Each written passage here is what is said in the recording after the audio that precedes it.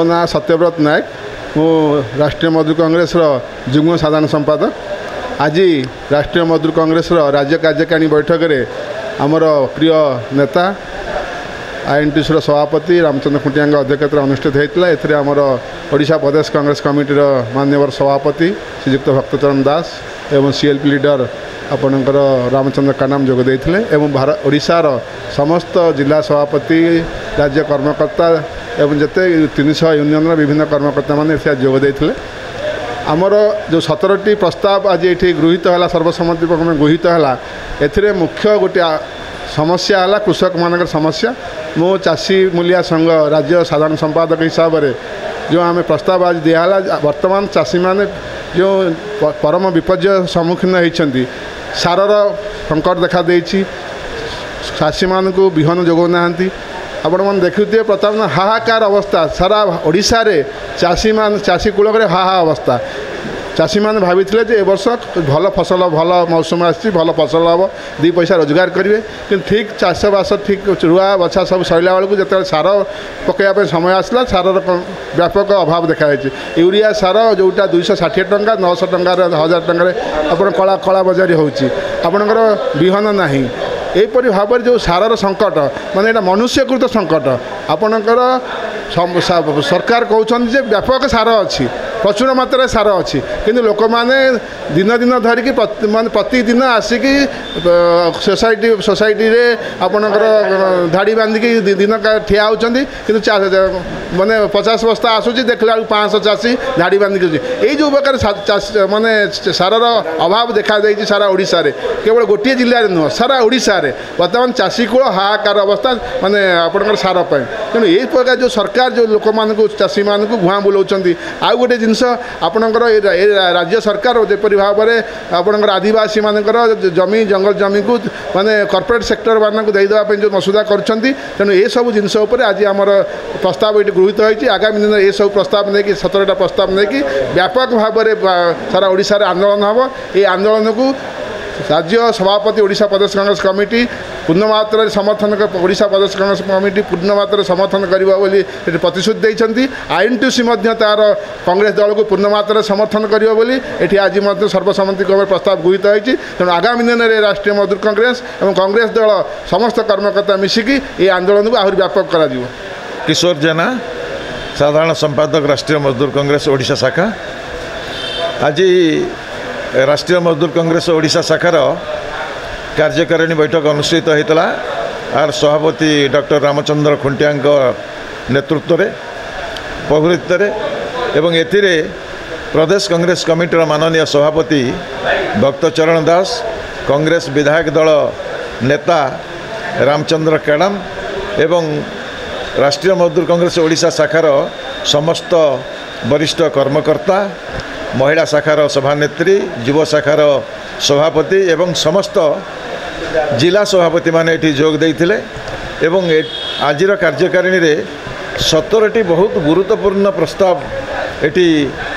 ग्रहण करागला एवं आगामी दिन रे एई 17टी प्रस्ताव उपरे राष्ट्रीय मजदूर कांग्रेस श्रमिक कर्मचारी मानकर स्वार्थ पई कार्य करिवो। सबुठु गुरुत्वपूर्ण कथा हला सरकार जो श्रमिक विरोधी नीति ता संपर्क में राष्ट्रीय मजदूर कांग्रेस जो लड़ाई रे प्रदेश कांग्रेस कमिटी संपूर्ण भाव में सहयोग कर समर्थन करिछि जे श्रमिक कर्मचारी माने तांकर न्याय दाबी पाइबा पाई एवं विशेष भाव में दीर्घदिन धरी जो 4टी लेबर कोड जो एनडीए सरकार पारित करिछि ताकू किभली भाव में प्रत्याहार करिबो एवं सर्वनिम्न मजूरी 26,000 टंका एवं कंस्ट्रक्शन वर्कर डेथ बेनिफिट की 10 लाख टंका को वृद्धि करवा एवं अन्यान्य बहुत गुरुत्वपूर्ण कार्यक्रम प्रस्ताव एटी ग्रहण करा जाइछि एवं एथिरे समस्त कर्मकर्ता माने समर्थन करिसेंती एवं आगामी दिन रे जदि सरकार एक जो 17 जो आमर प्रस्ताव गृहीत होइछि से संपर्क में आम सरकार को अवगत करूँ। जदि सरकार ताकू विचार न करती ताहले राष्ट्रीय मजदूर कांग्रेस राजरास्ता को ओह्लैब एवं जहाँ कांग्रेस गुरुत्वर सह एवं संपूर्ण भाव में समर्थन करियो बोली भक्त चरण दास आज ये सभा प्रतिश्रुति देइछन्ति एवं आगामी दिन में श्रमिक कर्मचारी मानकर स्वार्थ पाई जो कार्यक्रम हम जो लड़े हम से पूर्ण समर्थन रहिबो एवं सहयोग रहिबो। भक्त दास तांकर वक्तव्य ये प्रकाश करिसेंति श्रमिक कर्मचारी समस्त प्रकार असंगठित श्रमिक कृषि श्रमिक महिला श्रमिक जंगल श्रमिक एवं असंगठित श्रमिक मानक पई जहाँ दरकार जेभली भाव में समर्थन दरकार ताकू प्रदेश कांग्रेस कमिटी साहाय्य करिवो। आमे जानिते पूर्व जतिके सक्रिय थिया कांग्रेस मजदूर संघ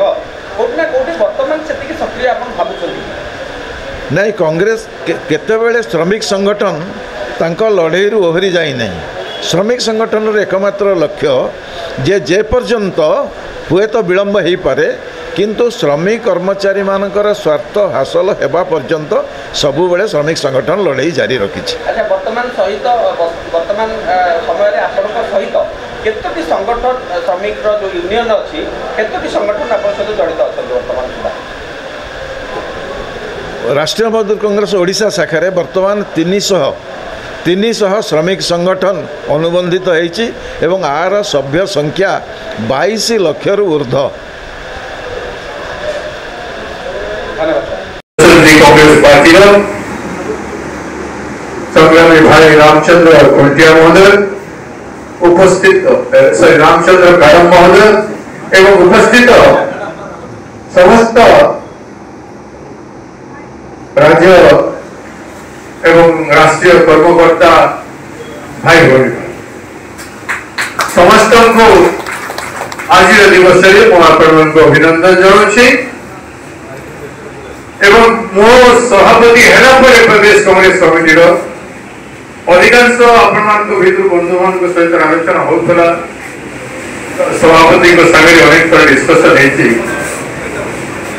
होमर गोटे ऐतिहासिक फोर्स एवं गोटे पुराना शक्ति आईएनटीयूसी कांग्रेस दल सहित जो संपर्क आम रहा कथा कांग्रेस दल एवं आईएनटीयूसी जो संपर्क रहा कथा भितर आम मझी मझे बसिक आलोचना करवा भाव आदान प्रदान हो आपण कथा आम उठेगा एवं आईएनटीयूसी तरफ विभिन्न जिले में आंदोलन होची संघर्ष होची आम लोग सामिल हे एवं कांग्रेस जो कार्यक्रम राज्यव्यापी आरंभ हो विभिन्न जगह समभापन भाव परिपूरक भाव में अंशग्रहण कर राज्य